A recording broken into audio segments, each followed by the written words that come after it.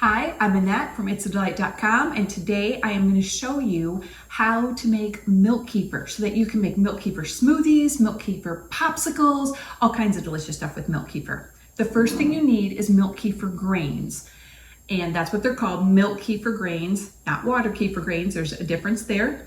And I would suggest buying live kefir grains instead of dehydrated kefir grains, because dehydrated kefir grains take a long time to kind of get going. Like, they can take months. I've had it be kind of a little difficult from time to time, but just buy some good kefir grains. I'll leave a link below of where I think is a super source that I've gotten them, suggested to other people getting them. Then you have them forever. These milk kefir grains I've actually had for at least 10 years, maybe 15 if I wanted to be honest, okay? So all you do is here my milk is in here, so I'm going to kind of start from, maybe you'd say step 2, because my kefir grains are in here and they sat for 24 hours to 48 hours. These actually went closer to 48, so it might be a little bit thicker. Now my milk is kefired, and I just dump it in a nylon strainer like this, okay? That's all I do. And you always want to use glass. And I'm just going to strain these kefir grains so the kefir goes through into my glass container. And now you can see mine are big, and I have a lot of them, probably quite a bit for this size jar, so that's why it's kefiring so quickly.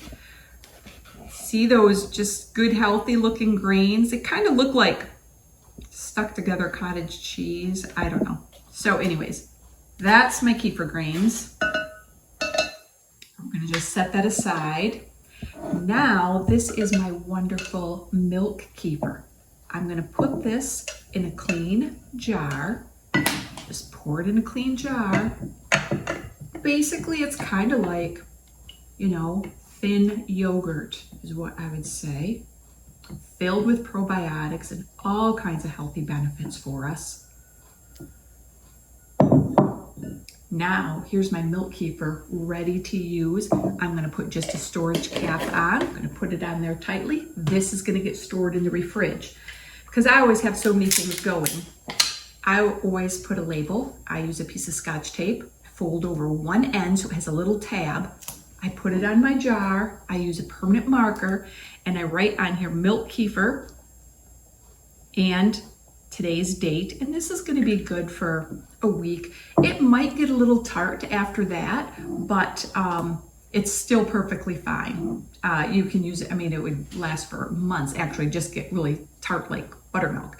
And you can use this like you would buttermilk. You can bake with this, you can do all kinds of things. So that is simple milk kefir. Now you say, what do I do with my grains? Well, with the grains, we put them back into a clean jar, very good clean jar. Some people might sterilize it. Mine goes through my dishwasher, so I'm content with that. And I simply add more milk. I like to get a milk the best quality milk you can. This Mooville is a particular company that I feel comfortable with, but they have, this is all I have right now. They have one that's non-homogenized. So if you can get that, all the better. You're just gonna pour in some. If you want a half a cup, if I want a whole cup, I can do however much kefir I want. I'm only gonna do this much, which is about 1 cup, because that's all I can use in the next day or so along with this. Now, you can put a cap on there.